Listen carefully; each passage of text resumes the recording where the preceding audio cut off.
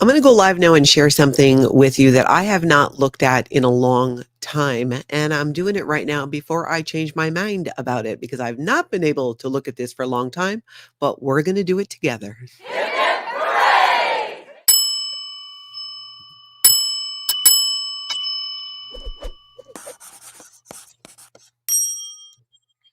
Hey, everybody, I'm Natalie, and this is Scientology Life After a Cult.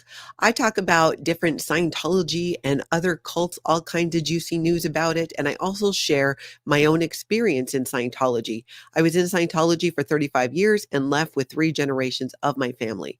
And something many of you have heard me talk about before, and in the ex-Scientology community, you might have heard from other people, an issue in the Sea Organization, which is Scientology's paramilitary branch, when it comes to women having children, and an issue that was at its full blown when I was there. When I had my daughter, when I had to fight to have my daughter, I literally had to fight Scientology to have my daughter because I was in the Sea Organization. They put you through an extensive interrogation and pressure for you to not go ahead and have that child, even though as a married couple, you might want to have a family. And I did. And when my family left Scientology, one of the first things that we did is we flew to Florida, and Shelby and I, my oldest daughter, did a story with the Tampa Bay Times about what happened. And I've mentioned in other interviews, I've never been able to go back and read that article. I did one time. And I think it's time that I read it and we talk about it, and I want to share it. So we are going to get into this. This is from the Tampa Bay Times. This is a news story, an article that my daughter Shelby and I did. Oh my gosh. Well, in 2010. In 2010, that's how long ago this was. And even though other people have read the story, they've brought it up to me, I've talked about it, I've just not been able to read it again because the first time I read it, it was incredibly upsetting because it should be. So we're going to go through it together. So here we go. This is, she fought Scientology for the child they wanted to abort. And that's my daughter, Shelby, back then. And many of you have met her here on my channel. She also did an interview with Aaron Smith Levin at Growing Up in Scientology recently. So let's get into this. 20 years ago, when Natalie, oh, and by the way, my name was Natalie Hagamo back then because I was still married to my ex-husband. So that's why you will hear that name instead of Natalie Webster, which is my name today and has been for quite some time now. 20 years ago, when Natalie Hagamo was 19, pregnant, and working for the Church of Scientology, she couldn't wait to be a mother. And that is very true. She was near the end of her first trimester, she says, when colleagues in Scientology's military-style religious order, the Sea Organization, began to pressure her to get an abortion, which is what they do in Scientology because the Sea Organization is not set up to have kids. They never should have had babies and children there. That is when so much neglect and abuse happened.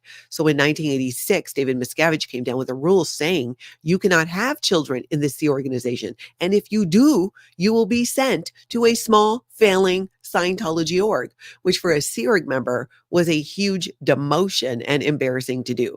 So that was the option when you were in the Sea Org, to end it or be basically banished from the Sea Org. You're still a Sea Org member, but to be posted, someplace else.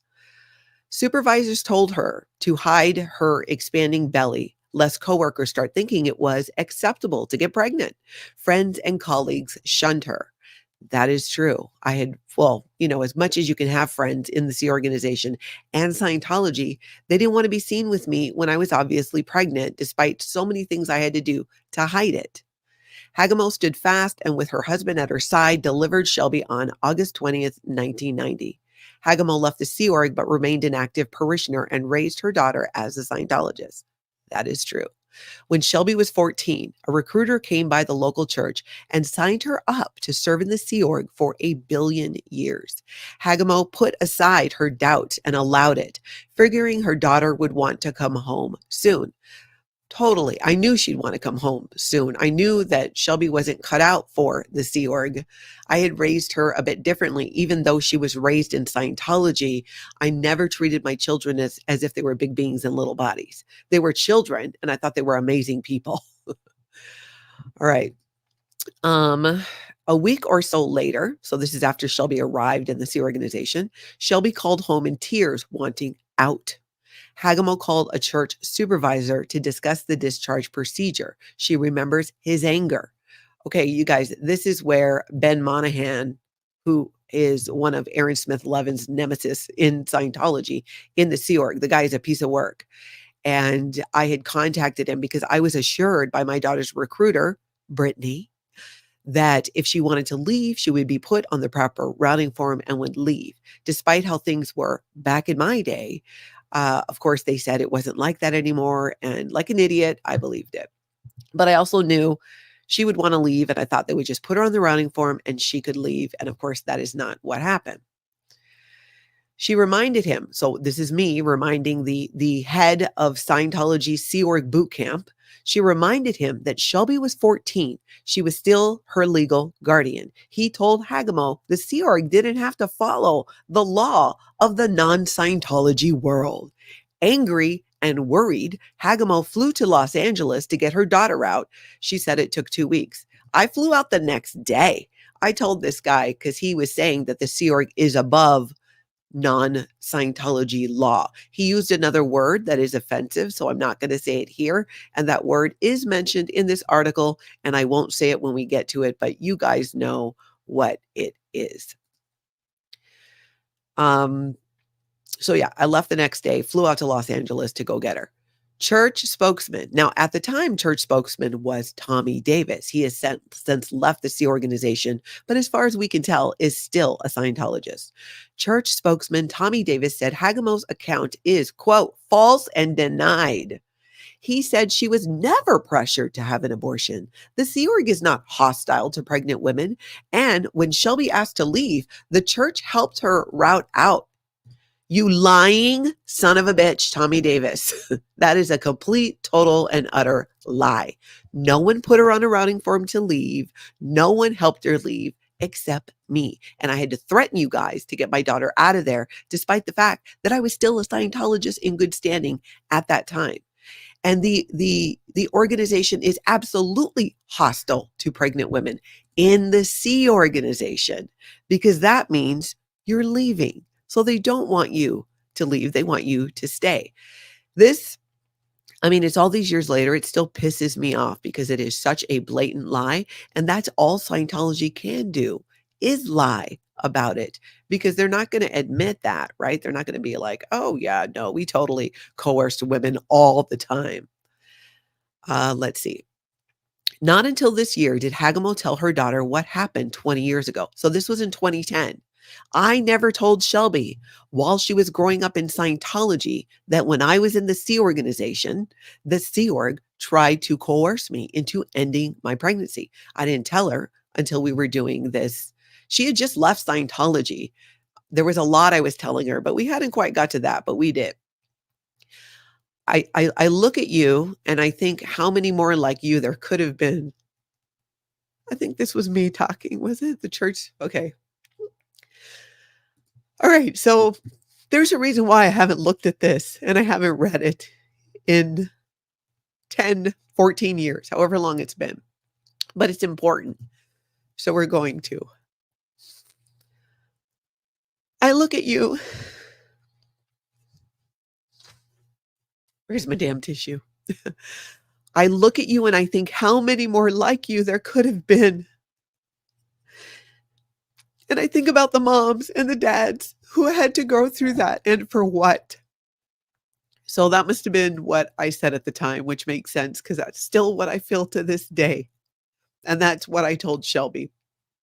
That when I look at her, I think about how many more Shelbys that there could have been.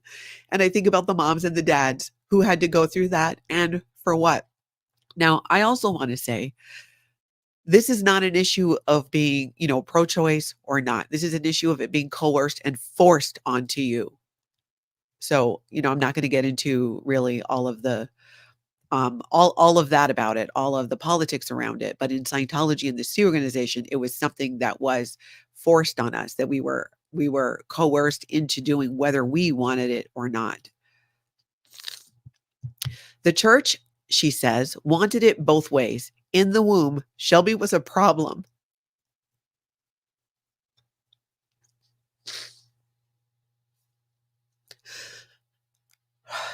All right. The church, she says, wanted it both ways. In the womb, Shelby was a problem, easily discarded. Well, the problem became a commodity. She could now work all these hours in the Sea Org, be a cog in a wheel.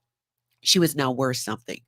This is when Shelby got recruited into the Sea Org, the same organization that if they had their way, she never would have been born. In my head, I was thinking about the irony of it. 14 years later, the child I would not abort, the Sea Org is now trying to keep from me. Marrying young. Hagamo was 4 when her parents divorced and her mom married a Scientologist. I think I was 5.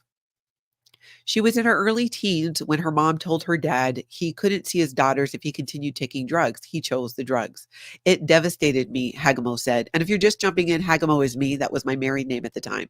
Who makes a choice like that? Growing up on Oahu in the 1970s, she hung out at the Scientology Community Church, or org, in downtown Honolulu. Kids played and talked while parents took courses and got counseling. Hagamo was 13 when she read The Problems of Work by Scientology founder L. Ron Hubbard. The book said, if something is confusing you, pick a stable datum, a piece of information known to be true, and build on it. That and other Scientology strategies helped Hagamo deal with problems at home. So I've talked about, hold on, I got to find my Kleenex. Oh, it's on the floor. Hold on.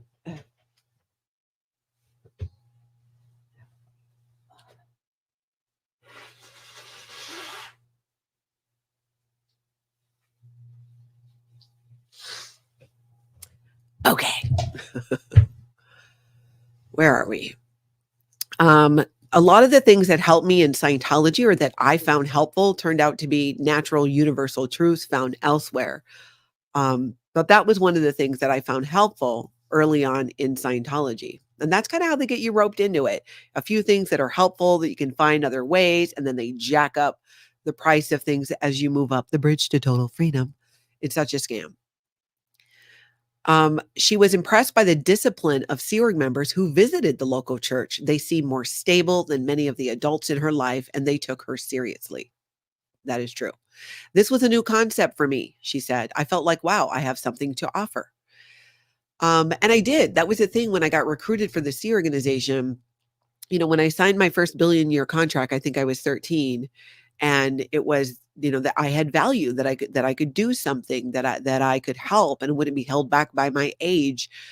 When you're a teenager, especially one like me who grew up in Scientology and pretty much, and plus I'm Gen X, so we kind of raised ourselves to begin with.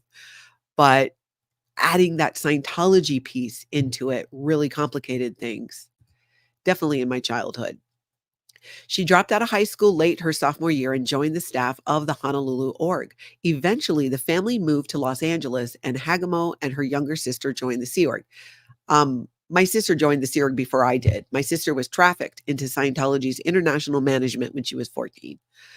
The order cared little about age. Teens were given all the responsibilities they could handle and expected to perform like veterans. Good workers were promoted to senior positions, a philosophy Hagamo welcomed. She was promoted from the staff dining to a position in a treasury office. A friend introduced her to his brother, Dan Lafreniere, and Hagamo found herself in her first serious relationship. Because the Sea Org prohibits intimate contact between unmarried staffers, the young couple skipped dating and married within a few weeks. And we even talked about that earlier this morning on the recap. How you don't really date in the Sea organization, but you get married, and if it doesn't work out, you get a divorce. Sparknell, your first billion years, how many billions were you in for? I was only in for one, but it is common for Scientologists to sign more than 1 billion year contract, you don't get to stack them. You get to serve that time concurrently. It's still just 1 billion years. But different recruiters come through town. And every time there's a Sea Org recruiter, they tell you to sign a new contract because they get their statistic. They get a quarter of a point for someone signing a contract and being on what's called a project prepare to get you ready to go into the Sea Org. So many people sign 1, 3, 4, 5, billion year contracts, but it's only one, if that makes sense. Because you might, at 13, I signed, but I didn't go. I was put on what's called a project prepare, a series of steps so that I could arrive in the Sea organization. But when I saw other Scientology recruiters, even though I had already signed it, they have you sign a new one again. Let's see. People tend to get married at a young age, Hagamo said. I was 17 when I got married, and it wasn't uncommon. I had friends that were younger, and that's true. I knew a girl who was 15 and got married in the Sea organization. Her new husband was about 2 years older. Hagamo's parents had not talked about her. Hagamo's parents had not talked to her about reproduction or the rhythms of her body, and neither did anyone in the Sea Org. She didn't use birth control or keep track of her periods. That is true. Unaware that she had been pregnant 8 weeks, she had a miscarriage when she was 18. The unexpected loss woke the teenage couple up to the idea of starting a family. I didn't know that I was having a miscarriage when I had a miscarriage. I was there on post and I started heavily bleeding and it was a large amount of pain. And I went to the bathroom, had to take myself to the Scientology doctor. I think I walked, it's almost 2 miles. Just crazy. But that's true. After that happened, then so much more, I wanted to have a child. It did open us up to that possibility, even we knew that wasn't allowed in the Sea Org. Less than a year later, around Christmas 1989, Hagamo was pregnant again. I told my husband first, and he was really happy. We both wanted kids. So it was like, wow, this is our first baby. They decided to go forward with their family, even knowing what would come next. Proving loyalty. Hagamo had been seen pregnant. Hagamo had seen pregnant Sea Org members ostracized, made to confess their sins against the group, and told to make amends. That's true.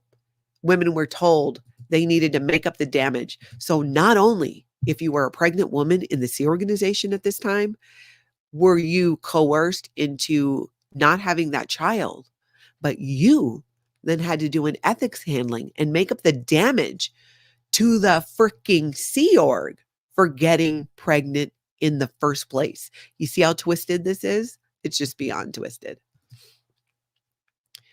Let's see. To get back in good standing, they were required to deliver an effective blow on behalf of Scientology. They also had to ask their colleagues for their signatures saying they approved their return.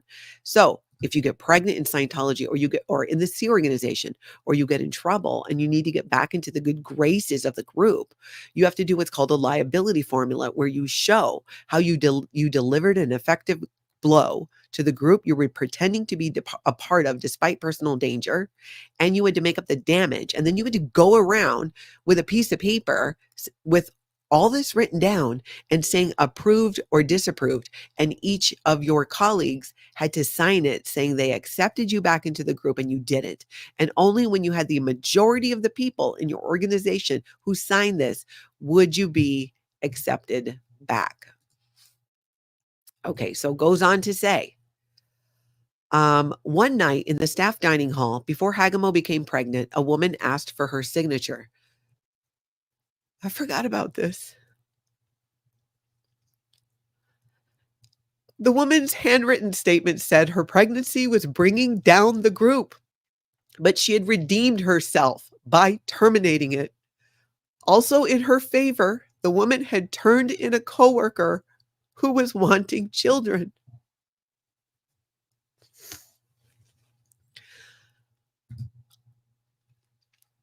So not only was she going around asking to be accepted back into the group because she had gotten pregnant, but she made up the damage because she got rid of it. I mean, it's just mind-boggling. And then she turned in a coworker. She snitched on somebody that was part of her liability of getting back into the group. She wrote this all down. I read the whole thing. We saw it. This was something to be proud of in the Sea organization. Not only did I'm not having my own child, I reported and snitched on somebody who wants a family. I mean, think about that. I was so shocked I couldn't believe what I was reading, said Hagemo, who interpreted church founder L. Ron Hubbard's writings as decidedly pro-family. Still, she joined others in signing the woman's statement. Now, L. Ron Hubbard, interestingly, in Dianetics and I think child Dianetics, is very much against ending a pregnancy. Over and over and over again, he talks about it, yet here we were in Scientology with this rule created by David Miscavige about not having any more children and blah, blah, blah. She knew a 1986 policy change required new parents be reassigned from the Sea Org to staff local churches. The couple would have to survive on their own, but they were up for the challenge. They wanted their baby. After Hagemo reported her pregnancy to a supervisor, two girls who looked 14 or 15 came to her office. They were messengers from upper management, senior officers held in high esteem. They were two young girls from the Commodore's Messenger organization. If you're talking to them, then it's supposed to be like you're talking to L. Ron Hubbard. They told her that by getting pregnant, she was letting down L. Ron Hubbard, the Sea Org, and all mankind. The greatest good would be to keep Scientology, to keep working for Scientology. Hagemo said they told her it was just a fetus, just cells growing inside her. I don't recall them saying you need to get an abortion. It was just abortion is very much an option. You'll be proving your loyalty to the Sea Org. They didn't come right out. Like I said, they came right out and said it without using those exact words, but they still said it. Let's see. Hagemo believes some abortions are warranted, but in her case, it would have destroyed a life for no good reason. Her mother survived getting pregnant in high school. She figured she could too, and the Sea Org would certainly get by without her. 2 days later, the young messengers came back to see if she had changed her mind. 10 weeks pregnant, Hagemo told them no. She says they berated her, and they did. That's when the getting in my face and the yelling and the screaming and stuff, became more intense. Hagemo and her husband were told they would be assigned to a small org. Until then, she was to wear her jacket and bigger skirts to cloak the pregnancy. They didn't want me walking around being obviously pregnant. That was definitely pointed out to me. They didn't want other women getting any ideas that it was okay to be pregnant. It became impossible to hide. Friends steered clear of her, not wanting to look like they condoned her choice. You understand, she said, you understand, she said, they would tell her. Yes. I had friends in the Sea Org who said that. They basically can't hang out with me because they don't want the, officials, their seniors, thinking that they were okay with the fact that I was pregnant, having a child, and would not be on the Sea Org base anymore. On rare occasions, someone showed interest in her baby-to-be. She talked to them on the sly. There was no open congratulations. Oh my gosh, can I feel your baby kick? It was like in my office, shut the door. And that's true. A couple people would come into my office where there were no windows and I could lock the door and then, would want to feel my belly and stuff like that. But very few and very much secretly on the down low, or they would have been punished for doing that. They would have been punished for showing me any support at all. At a restroom sink one day, a public relations staffer looked at Hagemel's belly and asked with disdain, "How can you do that?" And that person, by the way, was Kay Conley. She was a senior Sea Org member who did public relations for Scientology. She would go to events with John Travolta and other people. But behind the scenes, this is really what was happening and going on. I wonder how John Travolta and other celebrities that she went around promoting Scientology with would feel about that. So after she said that to me, Hagemo started crying and shaking. I'm in this environment where it's one of the worst things you can possibly do. I'm married. I didn't do anything wrong. I just want to scream out sometimes. Late in her pregnancy, she was called into an office to answer questions while connected to an e-meter. The Scientology device is said to measure a person's mental state, including whether she is telling the truth. Hagemo said the investigator wanted names of people who told her it was okay to get pregnant. Davis, the church spokesman, said Hagemel's portrayal is false. The church has the deepest respect for family and the creation of a family and children. There is no hostility towards pregnant women. Liar, liar, pants on fire. Totally not true. There are so many women, other women participated. This was a series in the Tampa Bay Times. Claire Headley was one of the women as well who came forward with her story.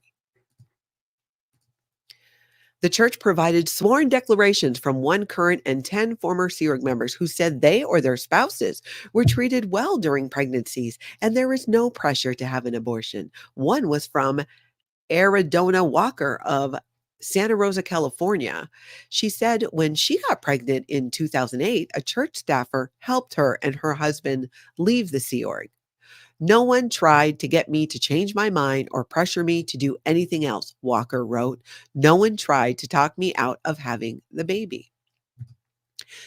I find that incredibly hard to believe. And I also know that ex-Sea Org members or Scientologists who want to remain in good standing of Scientology will say whatever the church tells them to say. I know this because I did it too. You lie to protect Scientology every day, all day. Hagemo said their accounts don't change what she experienced. Maybe some women were more fortunate when they became pregnant. Not every young boy in the Catholic Church was molested. That it didn't happen to some doesn't mean it didn't happen to the others who did suffer. 2 weeks before her due date, supervisors told Hagemo she could stop working, but she needed to stay in her room up to the delivery and after until she, Dan, and the baby transferred to their new assignment, Seattle. This allegation is absurd and denied, Davis said. Another lie. Shelby was born at a birth center in Glendale. The young couple brought her home to their tiny room on Scientology's LA campus. Even though it was crappy circumstances, I was so happy to have my baby, Hagemo said. I had no doubt in my mind that I made the right decision, especially when she was born. The recruiter. In the 14 years after her daughter was born, Hagemo had a second daughter, divorced, and moved near her mother in Minneapolis. She remarried, had a son, and settled in the suburb of Excelsior. Her husband, Brad Hagemo, is an optometrist and Scientologist. Natalie Hagemo stayed in good standing with the church by paying a $5,000 penalty for leaving the Sea Org. So that was a freeloader debt, and my freeloader debt was much higher than that. But when Scientology got their tax exempt status, they did this thing called an amnesty where they said, okay, you pay $5,000 and it'll just cover the entire freeloader debt and you won't have to worry about it. So many of us took that deal who wanted still to remain in good standing with Scientology because of our family connections, or we weren't yet ready to leave Scientology. For me, I thought leaving the Sea Org was leaving the worst of Scientology, and I was very wrong about that. But at the time, you don't know that. You just think, well, I don't like the Sea Org, so if I can leave the Sea Org, I'll be okay. No, I had to completely leave Scientology before I was okay. But I left Scientology in stages, starting with leaving the Sea Org. She took Scientology classes on parenting and finance and later traveled to Los Angeles for counseling called auditing. By late 2003, she reached the church's upper or operating Thetan levels. She felt happy and stable. Shelby, a freshman at Minnetonka High School, also was advancing in Scientology. Church courses helped her communicate better, get past her shyness, and make friends more easily. She did well in school. She dreamed of becoming a Scientology counselor, called an auditor, and volunteered whenever she could at the Twin Cities org in downtown Minneapolis. And of course, we're talking about my daughter, Shelby. In fall 2004, a visiting Sea Org member sat Shelby down for a recruiting pitch. If she joined, she could live her dream. She could be an auditor. She could see her family whenever they wanted. The church would take care of all her needs. Plus, she would be paid $50 a week. I'll be loaded, Shelby remembers thinking. Remember, Shelby was only 14, $50 a week back in 2000, early whatever it was, 2004. I can see how that would sound like a lot of money to her. I was like, let's do it. I was like, that sounds really cool. I just want to call my mom because my mom wasn't there. I wasn't there at the org when she was being recruited. Go ahead and sign first, the recruiter said. Then we'll call mom. Shelby signed the standard pledge to stay in the Sea Org for this and future lifetimes. She was 14. Hagemo had to decide whether to give permission. The pressure years earlier to have an abortion still bothered her, but she was a loyal Scientologist and still admired the Sea Org. She knew the recruiter, plus Shelby was so enthused. Hagema also knew how the church would portray it if she resisted. She would be seen as counter-intentioned, standing in Scientology's way. I thought, okay, I'll let her go. But I know in my heart of hearts that she'd be back because I knew she just wouldn't do well in that environment. Shelby flew to Los Angeles and was assigned to the EPF, the Estates Project Force, a Sea Org boot camp of sorts. She worked on construction projects by day and studied Scientology at night. She had fun, but she was homesick, and within a week was crying herself to sleep. The recruiter had said Shelby could talk to her family anytime, but it took days to get approval to make a phone call. When they finally talked, Shelby told her mom she wanted to come home. So I was told by this recruiter told Shelby, you'll be able to call home anytime you want. She was not allowed to do that, nor was she allowed to when she told them that she wanted to leave. Mom said she would call the right people and get the discharge process started. She got through to the EPF supervisor, who she said turned belligerent and told her she had no right to interfere. She told him, I am her parent. I have legal rights. I can walk in there right now and grab her, and there's nothing you can say about it. Hagema said he told her the Sea Org wasn't bound by blank law, non-Scientology law, the rules of the non-Scientology world. For one, I know that's not true, she said. But to say it to a parishioner of the church, to a mother, anybody with a brain knows you don't piss off a mother. Hagema flew to Los Angeles to get her daughter out. She said Shelby's EPF supervisor put his finger in her face and yelled at her again for interfering. That's true. I was actually put in a room. The door was locked. He got between me and the door, got in my face with his little finger, and was screaming like a psycho. Nor were they allowed to talk about her leaving. Oh, wait, no, back it up. Days passed. Hagemo kept asking to see her daughter. When I finally did see her, I wasn't allowed to be with her alone, nor were they allowed to talk about leaving.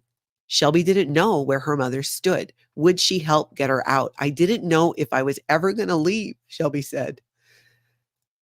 Shelby shared this on growing up in Scientology, what that was like for her. Go watch that video if you have a chance. She didn't know that I was there as long as I was. No one told her that I was there. She thought I was still in Minnesota, but I was there trying to get her out of there.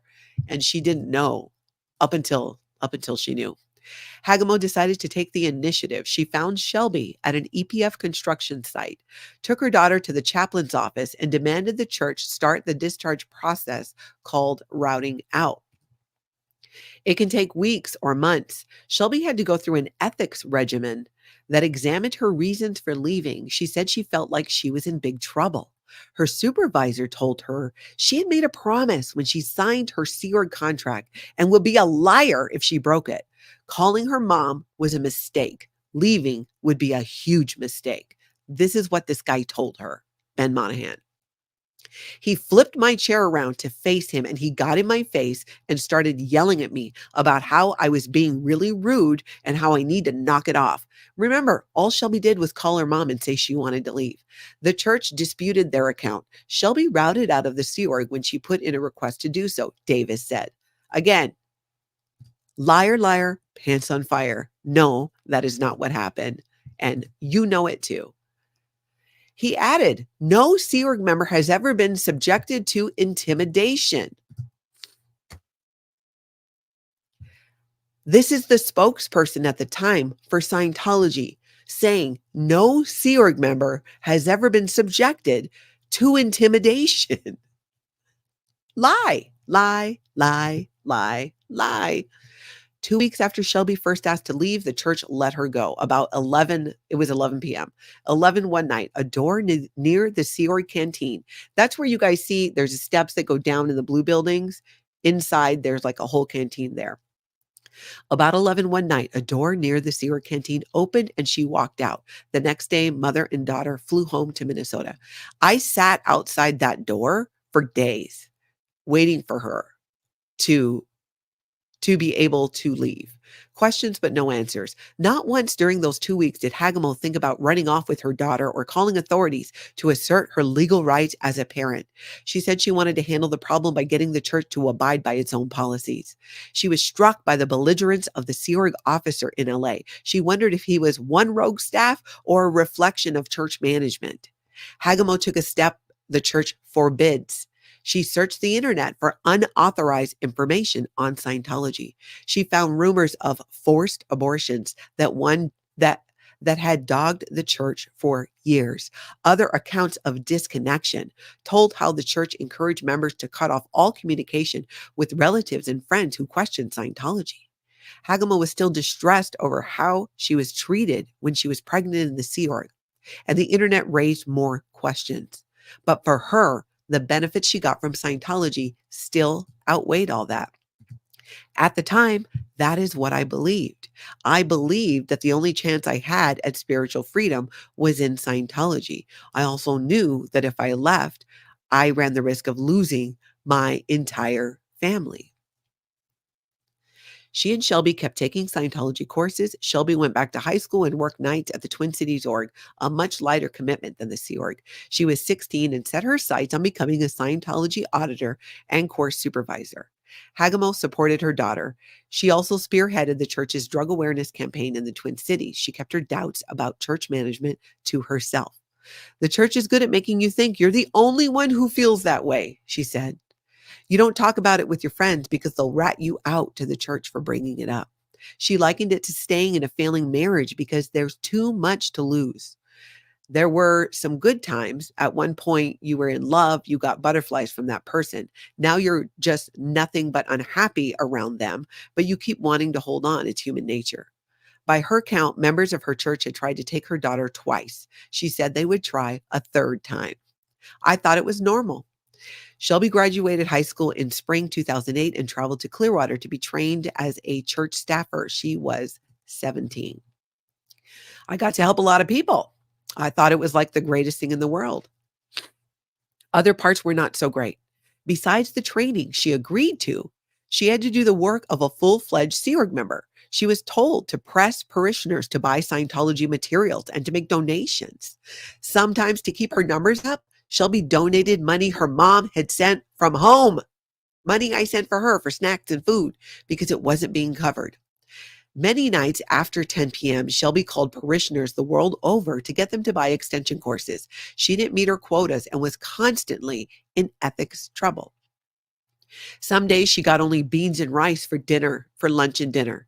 Meal times were cut to 15 minutes. She cleaned bathrooms and other spaces through the night and often got by on 4 or 5 hours sleep. Bosses yelled at her. I thought it was normal at that point, Shelby said of her punishments, because it happens to you so much, little by little, that you think, okay, this is supposed to happen. I brought it on myself. My statistics are down, so I should be on rice and beans. You guys see how the mind control works there? It kind of sucked when you had to do it, but I just did it because Scientology was so worth it. That's what she believed at the time. Meanwhile, her mother's doubts were growing. The Hagamos and other Twin Cities parishioners were getting frequent and demanding pitches to donate money and buy books, CDs, and DVDs. The church asked for money several times a day and late at night by phone and by text. Every time Hagamo entered the Twin Cities org, she said someone asked her to donate. Every single time, people. Every single time. By January 2009, she'd had enough. She complained, and a church official said raising money was command intention from upper management. So at that point, I brought up an L. Ron Hubbard reference where he says, don't do fundraising barbecues, which is exactly what Scientology has been doing now for, what are we going on now, 20 years maybe, to raise money for these ideal organizations. Davis, the church spokesman, responded by citing the church's policy on donations. Parishioners give voluntarily to support their religion, as they have always done. He said Shelby was never punished in Clearwater and was not deprived of sleep. All staffers in Clearwater must get proper sleep and nutrition in order to study in accordance with scriptural requirements. Again, liar, liar, pants on fire. That is such bull. And he knows it too. He knows this. He knew it then.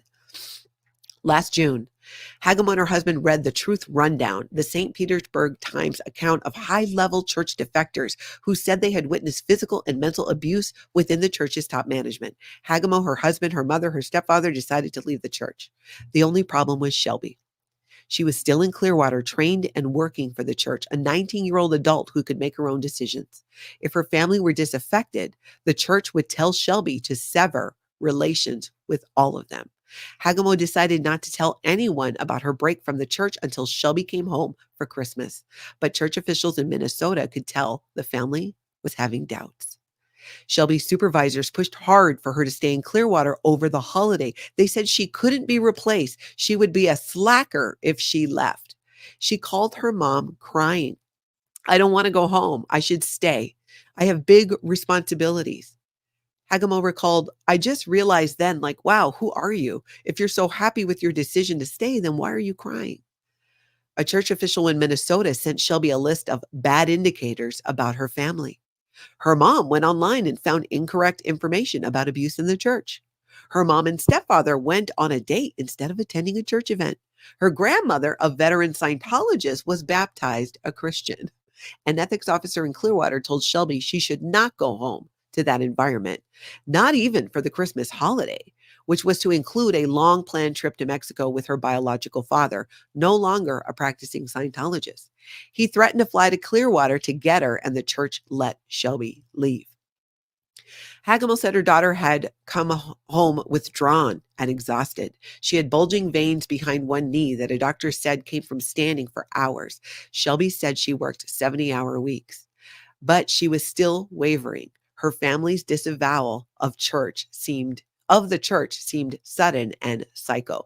That's true. At that time, this, Shelby didn't know about all the lead up to me making this decision. To her, it just seemed out of left field, and that I was ruining her life and Christmas because it was Christmas time.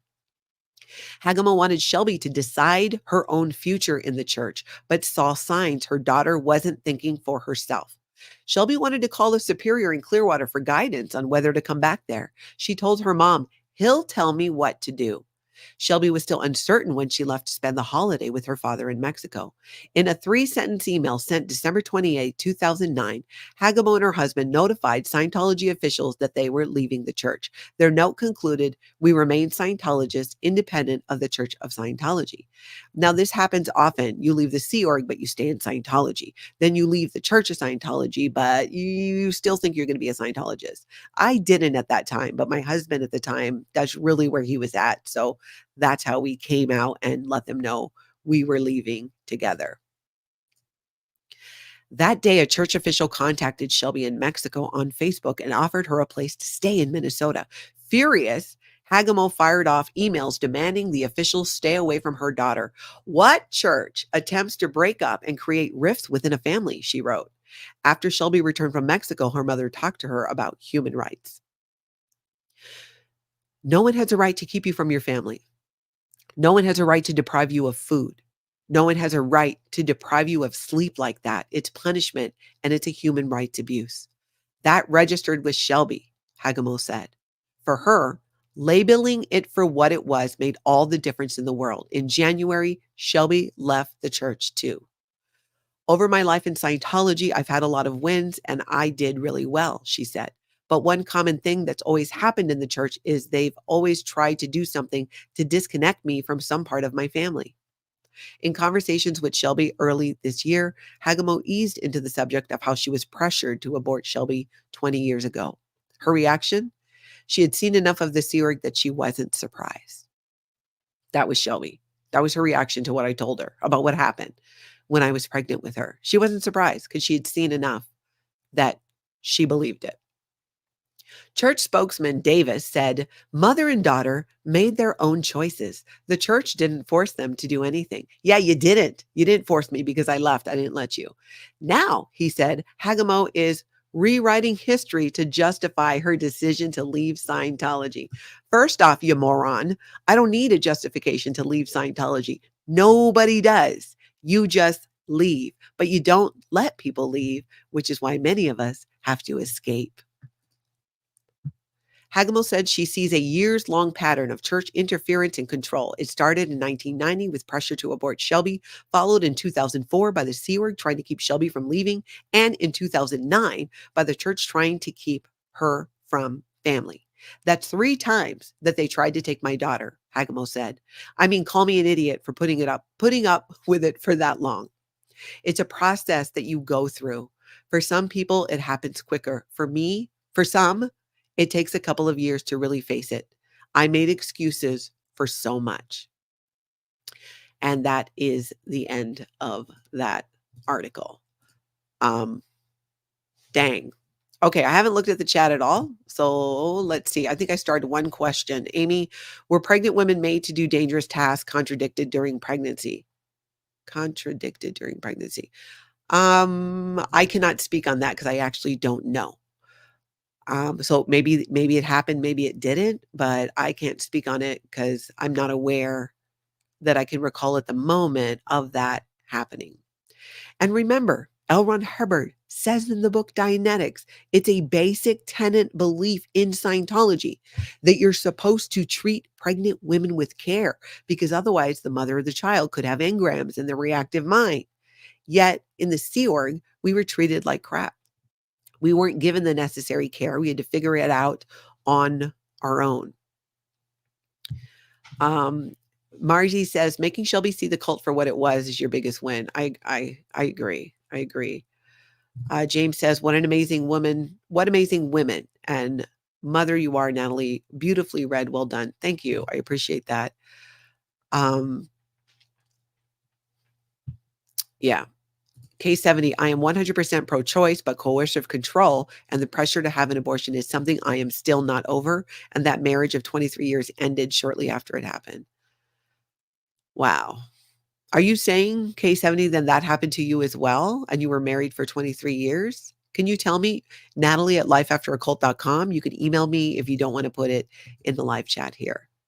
Kestrel, love you back. Thank you so much. Mock, as usual, wise words. A faulty product is a faulty product. No way to sell that. That's so true. Amy says, can you imagine the ethics trouble everyone is in the orgs for the lack of sales? Currently now, yes, absolutely. Absolutely. Fila, oh my God, is that the biggest BS statement of all time? Wonder how Tommy sleeps at night these days, knowing every word out of his mouth was a lie. Yeah, agreed. I totally agree. Mock says, how do you know Tommy Davis is lying? He opens his mouth. Yes, very much so. You're right, James. It's a good job Fake Davy's not on that shelf. He might have no head left. Actually, he's behind me somewhere. Oh no, he must still be on the floor where he belongs. All right. That is what I got for you there. I wanted to be able to get through that. It's something that I've talked about on the channel since I started. And this morning I was like, you know what? I think I want to do it. And before I could talk myself out of it and change my mind, I just jumped on and did it. I will include down below a link to the original article in case you want to check it out. I'll go add that as soon as I finish this live. Sharona, thank you for being a member for 5 months. I appreciate that.